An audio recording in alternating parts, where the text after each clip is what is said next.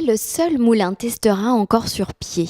Le moulin de Bordes, situé comme son nom l'indique dans le quartier de Bordes à la Teste, constitue donc un pan important du patrimoine bâti du Captala de Buch.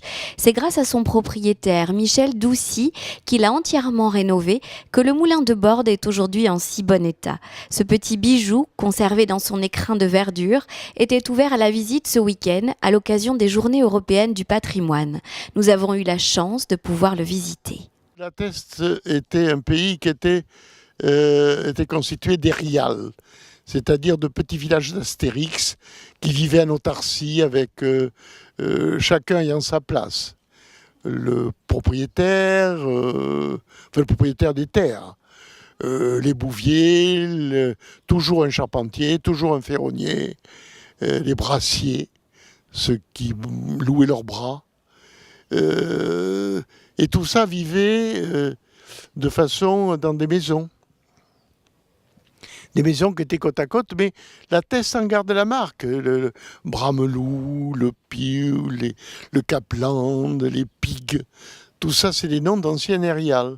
Il n'y avait pas de centre-ville. Ces érials, après, se sont étendus de façon concentrique, sont devenus une ville.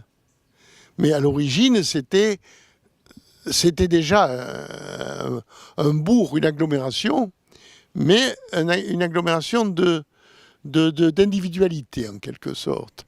Et chacun dans cette idée autarcique, il avait un moulin, parce que quand on avait les moyens d'avoir un moulin, quand on était un érial avec un moulin, on était quelqu'un. Il y a des moulins qui étaient installés dans la Teste à des endroits sans aucune justification. Alors qu'ici, au moins, ils étaient en bord de mer. Vous voyez, c'est-à-dire avec les vents dominants. C'est une histoire d'enfance. J'ai même des camarades ici qui me disent « tu nous embêtais parce qu'on venait d'Arcachon, parce que tu voulais toujours venir te baigner au moulin, parce que l'eau battait en bas de la digue ici. » Vous voyez ? Donc c'était un endroit, c'était un lieu. Ça me plaisait. J'ai loué la maison. Je lui ai dit j'achète. Et j'avais aucun moyen pour le faire. Donc j'ai emprunté tout ce que j'ai pu, à gauche, à droite, aux amis, aux parents. Enfin, j'ai fait ce que j'ai pu.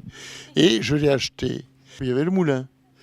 Et le moulin, évidemment, il était très dégradé. Mais tout le monde m'incitait à le démolir et je trouvais ça monstrueux. Petit à petit, je m'y suis mis. J'ai mis beaucoup de temps. Mais j'avais mon origine professionnelle, étant la menuiserie charpente. J'ai eu des facilités. Et j'avais mon père également qui était menuisier charpentier à Arcachon. C'est mon plaisir, mon emblème, ma justification. J'aimerais le faire partager. Vous savez, les journées du patrimoine, c'est merveilleux, mais on peut venir me voir n'importe quand.